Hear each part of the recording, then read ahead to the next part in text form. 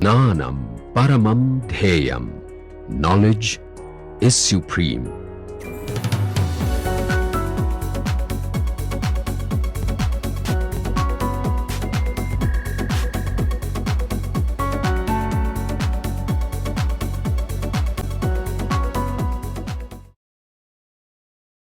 But suppose you go to a helium atom or something, or a multi-particle system. Helium atom has 2 electrons. Just to make the system simple, let's take them to be non-interacting. It's not quite correct.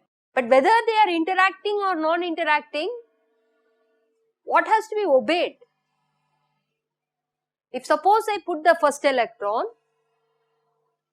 in set of quantum numbers, let's put the first electron in the ground state, which is n equal to 1, L equal to 0 and S equal to half or Ms equal to plus half. Suppose you put the first electron.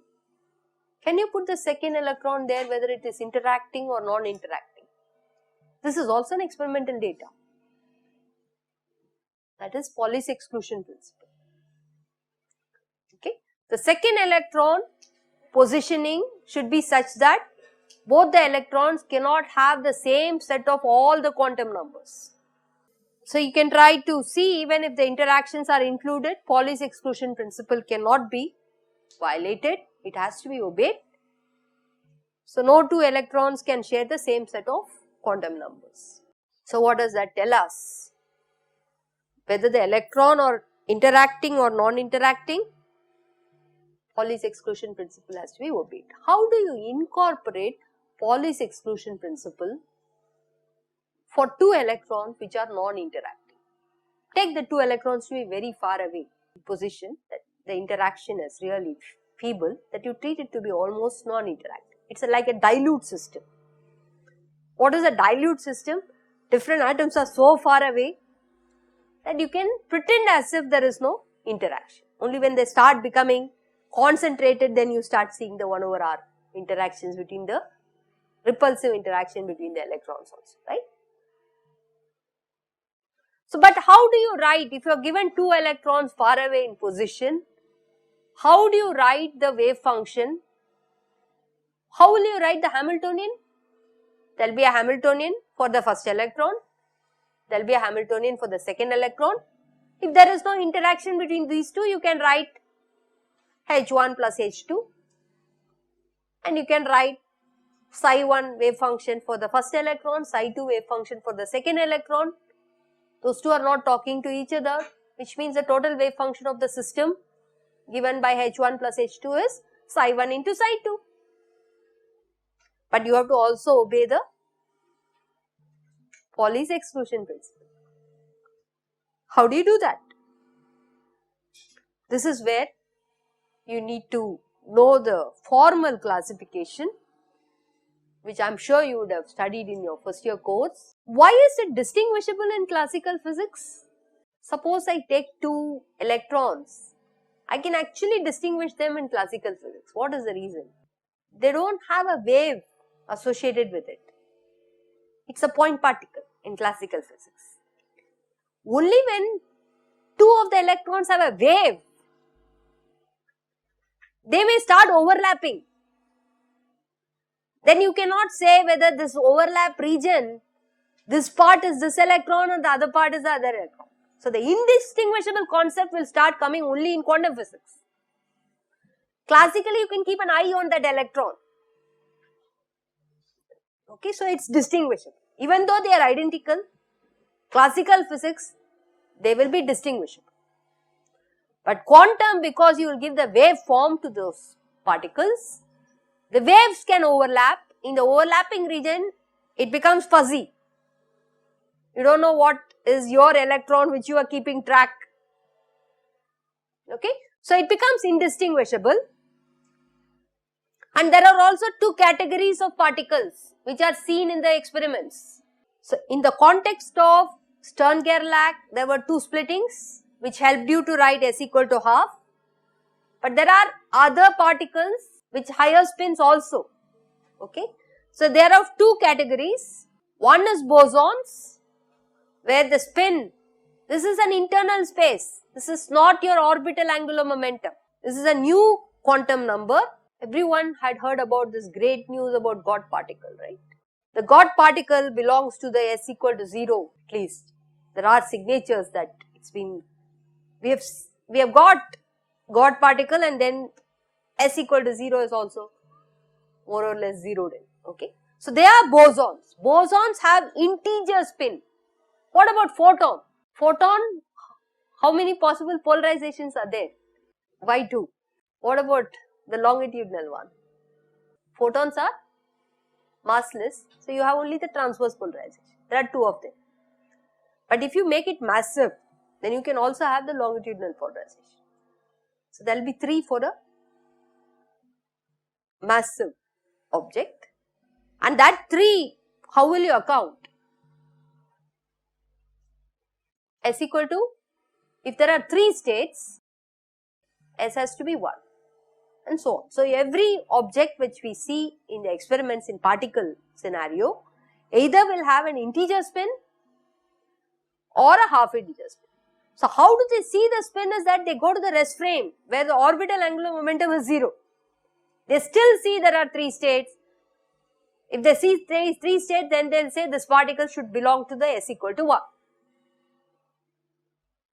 in the rest frame, because the orbital angular momentum L is 0. In spite of that, they see 3 states, then they will say that the object is a boson with s equal to 1. What are the other bosons which we see in the experiments in particle physics?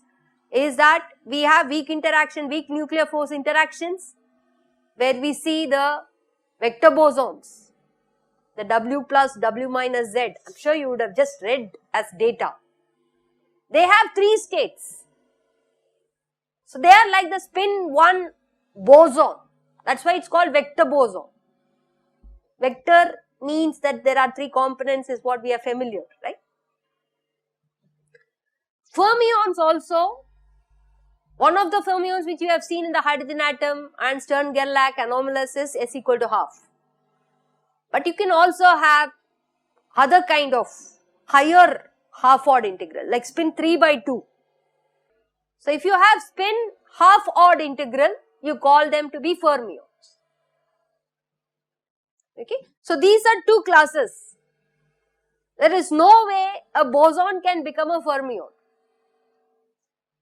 Bosons have a different property. What is the property? It doesn't need to obey Pauli's exclusion principle. That's why you had this famous Bose-Einstein condensate. You can put any number of bosons in the ground state. Whereas if I give you any number of electrons, you can't put everything in the ground state. Pauli's exclusion principle prevents it, and you have to stack it and you will get a Fermi energy. Right? So this is the formal classification. If you have a system of identical particles in quantum physics, there can be integral spin particles which is bosons or half odd integral spin particles which is fermions. Electron is a fermion and bosons are all the vector particles, including the photon. You can call it as an integral spin. Okay. How do we write this wave function? So I have already said that identical particles are distinguishable because we can keep track of the trajectory of the 2 particles by putting some color on it or marking on it. But in quantum physics, they will have wave functions and they start overlapping.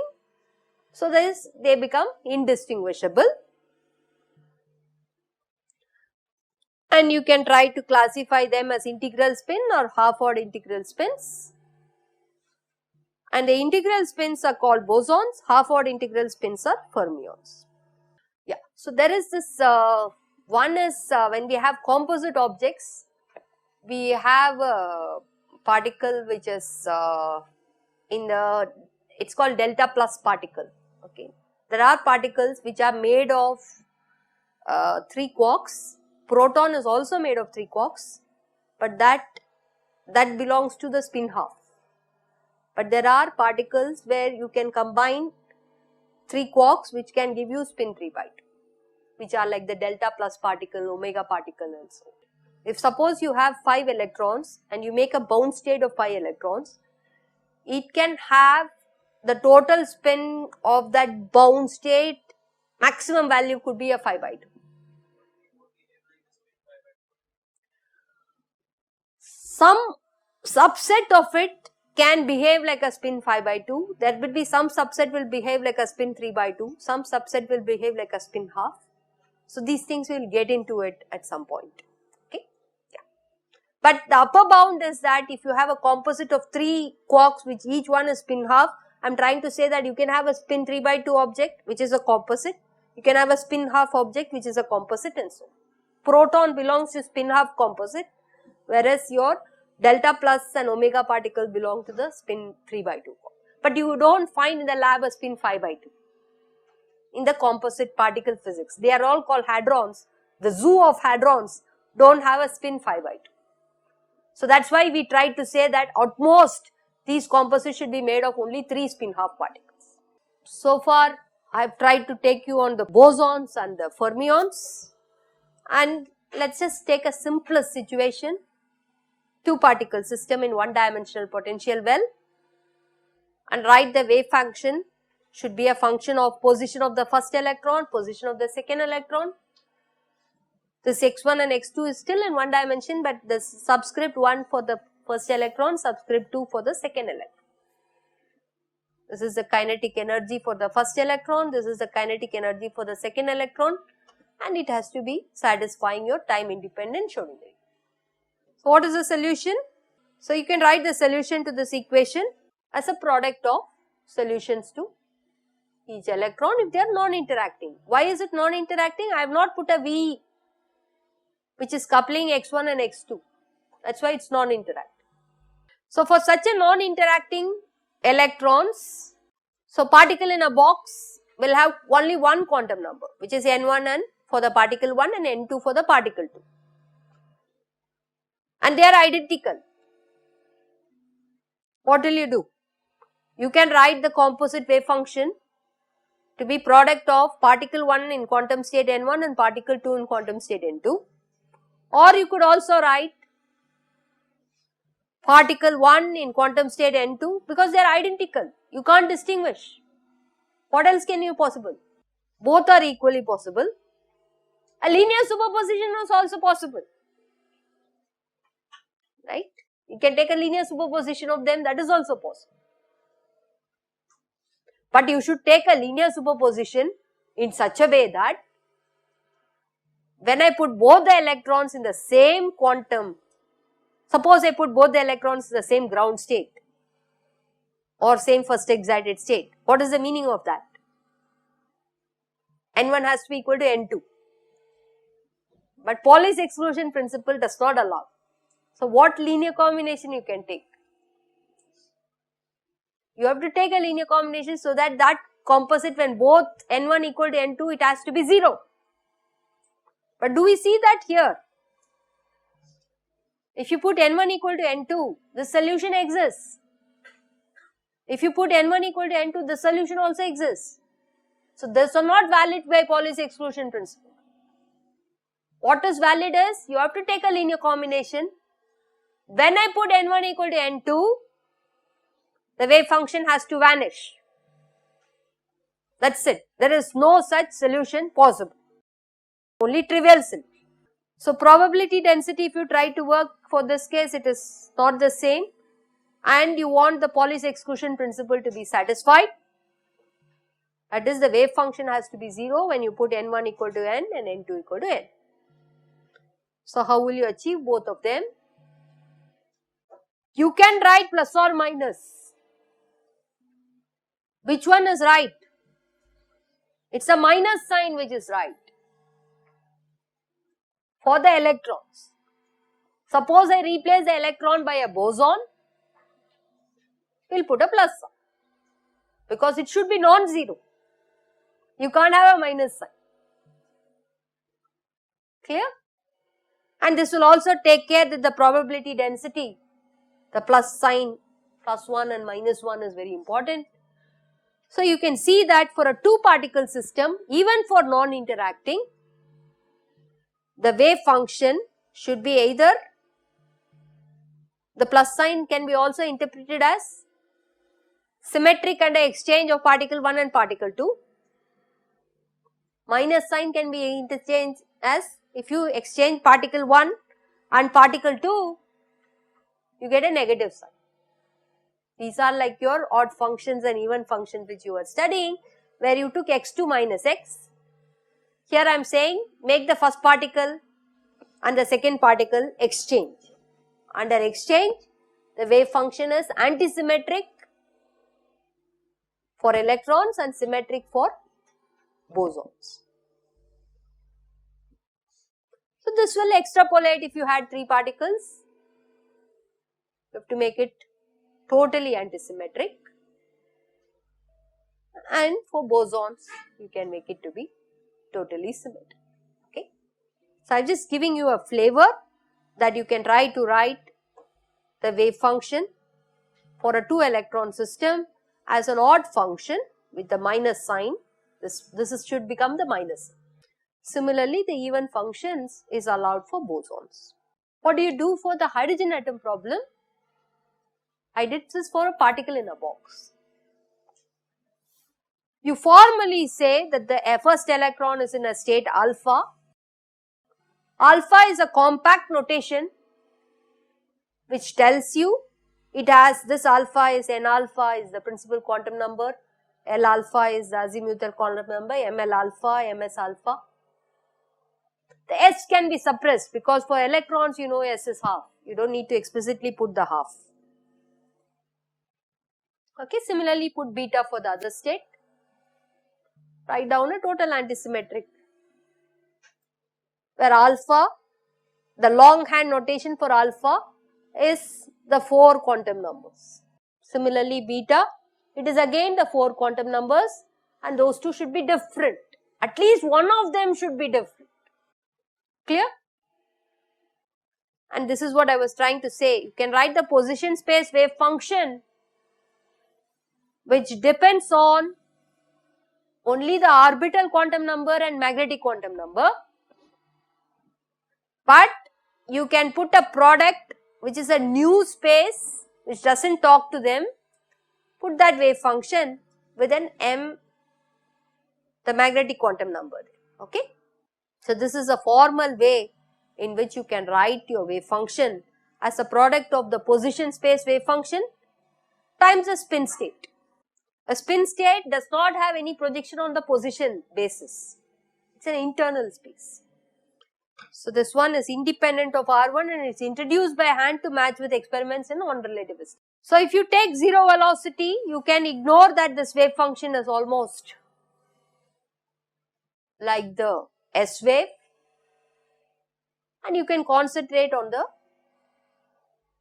spin part of the, take n equal to 1 or even for any n L to be 0 situation, then you can concentrate on this part of the wave. This is the beautiful concept that these two states are like the 2 bits in your computers, binary operation which we do. All the computations which are done involves only playing around with 0 and 1, right? 0 and 1 binary, then bytes is how many bits? 8 of them. Each one is called as a bit which is 0 and 1, and you can have a byte which is 8 of such bits. What does quantum mechanics tells us? These are also 2 states.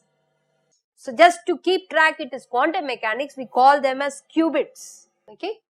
And they are also 2 states, but there is much more. In the 0 and 1, you can keep adding 0 and 1. But in the context of qubits, you can take superposition. You can start taking superposition of various possible qubits. So this is, this is supposed to increase your speed, supposed to enhance what all you want to do in a much more efficient way, is what is the, is what we all feel, okay. So just to give you that qubits are 2 states of the spin half electrons. powerful than classical bits, because there you just play around with only 0 and 1, but here you have superposition of qubits. Algorithms have already been written in the literature. I'm sure some of you would have known at least. So they are called quantum algorithms. They are definitely efficient, especially the factorization problem can be solved in polynomial time, Shor's algorithm. Okay. So these have been achievable using qubits. And lot of work, there are a lot of problems, gravitational wave detection. Why couldn't we detect it? Took so long. Why? There's so much of this background noise and it's such a feeble thing, right? So similarly, this quantum computer construction, even though theory can be a lot of incoherence, so many things have to be taken care of, and that's itself a challenge. People are working on it. They have tried to make a couple of qubits together, couple of qubits together. Still, it has not reached a level that we have a quantum computer, but people are at it. Because theory wise, we do see that there will be a lot of efficiency in the computation, can do things faster. Still, it's at the research level. Okay. So, I thought I should give you some motivation before we get into doing this hardcore calculations in Stern-Gerlach experiment, that why it is spin half and why a lot of excitements are going on. Okay. So, I will stop here.